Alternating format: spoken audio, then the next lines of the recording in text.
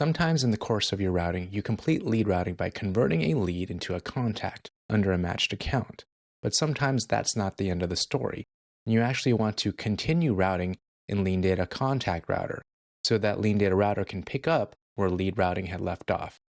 However, the issue is once a record has completed going through its lead routing graph, there's no process to continue that routing in a different graph, and you need to trigger a different workflow in Contact Router to make that work.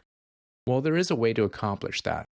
So let's say you have this lead routing graph here that matches leads to accounts, they get routed to the matched account, and then those leads are converted.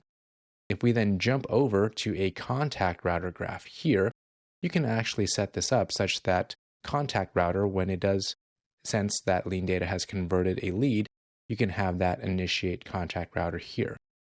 Now, of course, if you just have a new contact entry point here and there are no criteria that will restrict what it picks up, then it'll work here. But what if you want to be restrictive? What if you only want to continue routing for records that were converted by LeanData Router? There's actually a way to do that. And this all involves a field on your contact records called routing action. This routing action field is going to get stamped with a value whenever LeanData performs an action on that record, including any new contacts that are created when LeanData Lead Router converts a record. So instead of using all contacts, if we want to restrict new contact routing to the records that LeanData converts, we'll use the include the contacts below option. And here I'm going to look for the routing action field.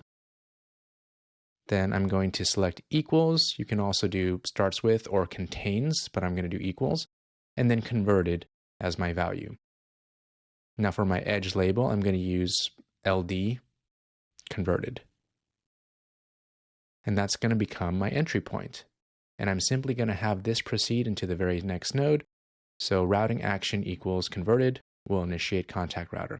Now, whenever LeanData Lead Router converts a lead, it will initiate through this new contact entry point, and it will only initiate if LeanData was the process that had converted it in the first place.